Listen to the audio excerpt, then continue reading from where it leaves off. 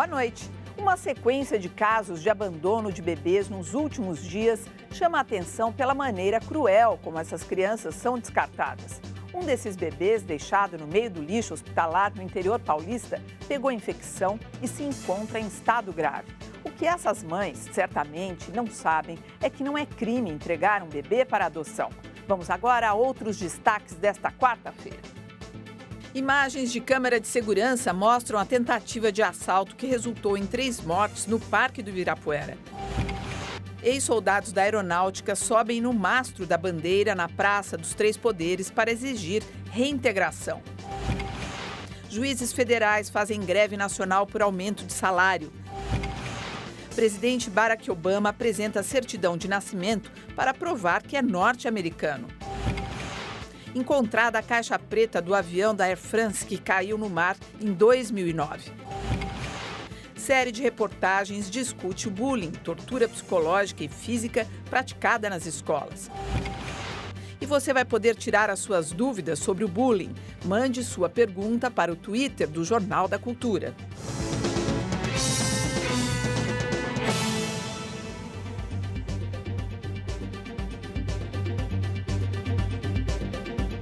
Participam da edição de hoje o escritor e roteirista Paulo Lins e o professor de Arquitetura e Urbanismo da USP, João Whittaker. Na redação do Jornal da Cultura está a psicanalista infantil Ana Olmos. Bem-vinda, Ana. Ela vai esclarecer as dúvidas do público sobre bullying, um tema que vamos discutir na edição de hoje. É a estreia do nosso quadro Pronto Atendimento. Quem quiser aí fazer as suas perguntas à psicanalista Ana Olmos, pode acessar o Twitter do Jornal da Cultura. Como já dissemos, twitter.com/jornal_cultura. Muitas mães nem fazem ideia, mas podem entregar os filhos para adoção logo após o nascimento. A decisão não é crime, tem todo o amparo da justiça e evitaria histórias tristes, como a de mais de 2 recém-nascidos abandonados em São Paulo. Vítimas do abandono, da violência. Neste hospital em Jundiaí, no interior de São Paulo, uma jovem de 20 anos passava por uma consulta porque tinha dores abdominais. Deixou o atendimento para ir ao banheiro, teve o filho lá e o abandonou na lata de lixo. Também ontem, na zona norte da capital, um menino recém-nascido foi deixado em um quintal de uma casa, dentro de uma bolsa, enrolado em um cobertor. Infelizmente, não tem nenhuma câmera, nada que possa identificar a mãe. Tudo isso pouco mais de uma semana depois que um bebê foi jogado numa caçamba de entulho em Praia Grande, no litoral paulista. Recolhida, a menina segue internada em um hospital. A mãe está presa por abandono de incapaz. Bebês com histórias parecidas chegam todo mês nesta instituição na zona sul de São Paulo. Aqui vivem cerca de 70 crianças aos cuidados de mães sociais. Esperam pais, biológicos ou adotivos. Em 38 anos, já passaram por aqui mais de 320 meninos e meninas. A gente teve um caso agora, há pouco tempo, de um bebê que acabou de ser adotado e ficou somente 2 meses nessa instituição. Porque a mãe já legalmente abriu mão na própria maternidade. A mãe que decide entregar uma criança para adoção deve procurar a vara da infância. Passa por uma entrevista com assistente social e psicólogo para comprovar que quer mesmo abrir mão do filho. Só então a criança é encaminhada para um abrigo onde aguarda a sentença judicial e os pais adotivos. Este juiz conta que todo mês recebe em média 4 crianças entregues pelas mães para adoção, o que não é crime. Crime é abandonar a criança à própria sorte na rua, na lata do lixo, no ônibus, no banheiro da rodoviária. Isso é crime, previsto no artigo 133 do Código Penal. É uma decisão que só cabe às mães e depois de terminado o processo de adoção, não tem mais volta. 4.513 crianças esperam adoção no Brasil. A gente sempre fala aqui sobre a dificuldade da adoção, a fila de adoção, que realmente é um problema, os entraves, né, da lei brasileira, mas é um outro lado, quer dizer, a mulher pode não querer o filho e doar esse filho, quer dizer, disponibilizá-lo para adoção. É ruim falar assim, mas é a pura realidade, que é uma boa notícia para quem não sabe dessa possibilidade, não é? É claro, na verdade, é duro falar assim, mas é o melhor para essa criança. E se as mães, de fato, tomassem essa atitude, seria um grande avanço. Agora, o problema é que, do outro lado, de fato, há muita burocracia no sistema de adoção. E, na verdade, tem menos crianças para adotar do que a lista de pais querendo adotar. E, sobretudo, crianças pequenas, porque os pais querem adotar bebês, crianças pequenas. Enquanto que a justiça tenta fazer com que os pais se conscientizem da importância da adoção tardia, o que é muito mais difícil um casal querer adotar uma criança já com 10, 12 anos, que já tem um passado duríssimo de vida em instituição. Isso é um problema no Brasil muito grave, que dá para perceber pelo fato de que a adoção à brasileira, que é ilegal, mas que é aquele arranjo que se faz informal, acaba sendo provavelmente um sistema tão comum ou até mais do que a lista oficial, o que é uma infelicidade. E tem a polêmica também da guarda provisória, né? Que é quando a criança vai para uma família, aí volta de novo para o abrigo, por alguma questão ali que o juiz acha que tem que avaliar. E isso, assim, tirando essa dificuldade, que deve ser um desastre do ponto de vista emocional para esses pais provisórios, para a criança, sobretudo, não é? Eu fico pensando, voltando aí no que ele estava falando, né? Você tá falando, eu estou pensando no que ele estava discutindo antes. Eu ia falar.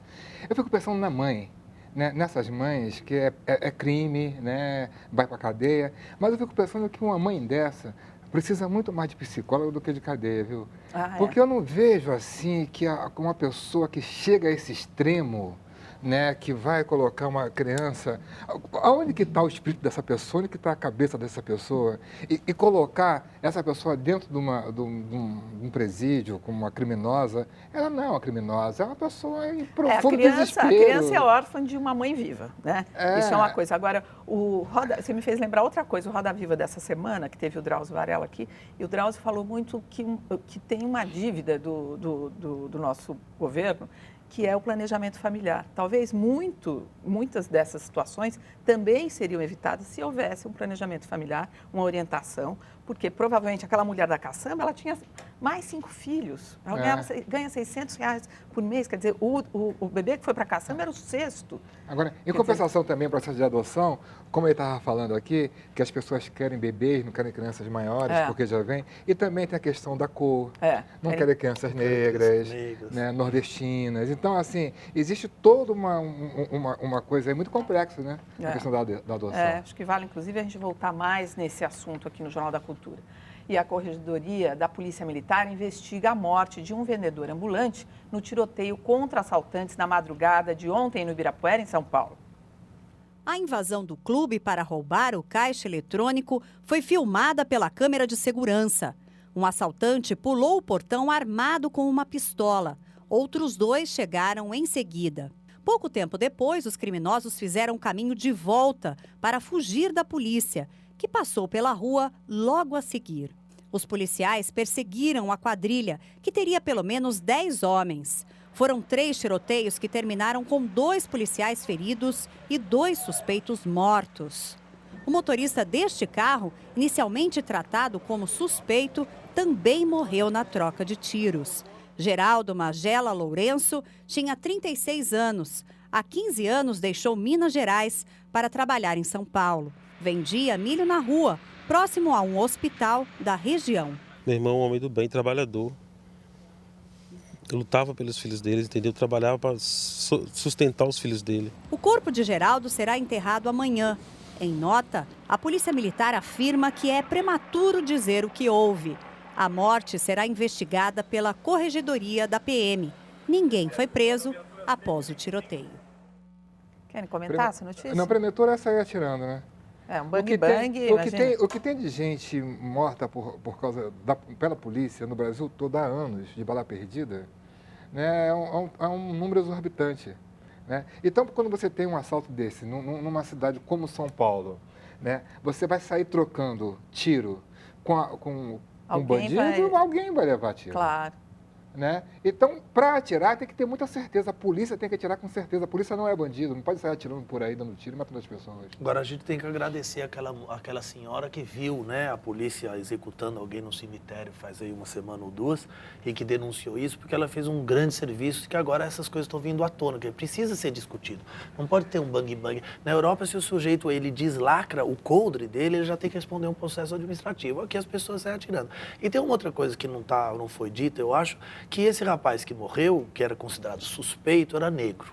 Eu tenho muito poucos, é verdade que na USP, em 1000 alunos que eu tenho na Faculdade de Arquitetura, eu devo ter tido ao longo dos 10 anos que eu estou lá, talvez uns 10 ou 12 alunos negros, que mostram muito sobre a nossa universidade. Mas o fato é que os relatos do que eles me contam sobre a maneira como eles são abordados pela polícia na rua é muito significativo. Então eu acho que isso... Né? Exatamente. Então existe um preconceito, existe uma maneira de chegar violentamente sobre as pessoas que não tem nada a ver com essa história. Claro, o crime está aí, precisa ser combatido, mas a gente precisa se habituar que regras precisam ser colocadas. Você já sentiu isso na pele? Eu já falei isso aqui várias vezes, eu não gosto de ficar falando muito porque eu fico repetindo as coisas, né? Sim. Mas a questão de você ser negro nesse Brasil em relação à polícia é uma coisa muito forte, né? Se fosse uma pessoa que estivesse ali num carro, num outro carro, branco, a polícia não atiraria. Nunca seria considerado suspeito. Não seria suspeito. Olha, e o ditador da Líbia, Muammar Gaddafi, perde apoio entre as tribos que formam o país. Hoje, representantes de 61 tribos líbias pediram a renúncia do ditador. Ao mesmo tempo, rebeldes anunciam ter conseguido restabelecer o controle sobre a cidade de Misrata. Segundo os rebeldes, isso só foi possível graças aos ataques aéreos da OTAN contra as tropas de Gaddafi, intensificados desde ontem. Os ataques obrigaram o exército líbio a recuar 40 quilômetros, permitindo o abastecimento por mar da cidade sitiada há 2 meses e a retomada de posições pelos rebeldes. Em Benghazi, outra cidade líbia, sob controle da oposição, uma nova tropa de recrutas recém-treinados para a luta contra Gaddafi foi apresentada à população. A maioria é formada por jovens, sem nenhuma experiência militar. Um comunicado divulgado hoje em Paris por 61 representantes tribais da Líbia pediu a renúncia do ditador Gaddafi. Eles defendem o estabelecimento de uma democracia no país, que é formado por mais de 100 tribos diferentes.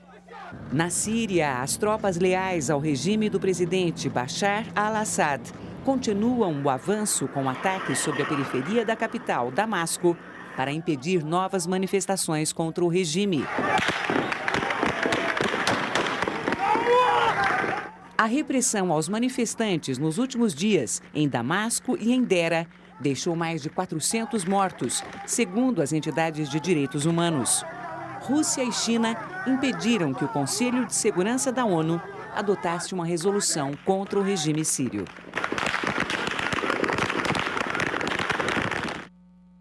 Imagina fazendo essas imagens, a pessoa que fez, né? A seguir, a estreia do nosso quadro Pronto Atendimento. Quem quiser fazer perguntas à psicanalista Ana Olmos sobre bullying, pode acessar o Twitter do Jornal da Cultura, twitter.com/jornal_cultura. E mais, vereadores de Jundiaí, no interior paulista, aumentam em 60% os próprios salários.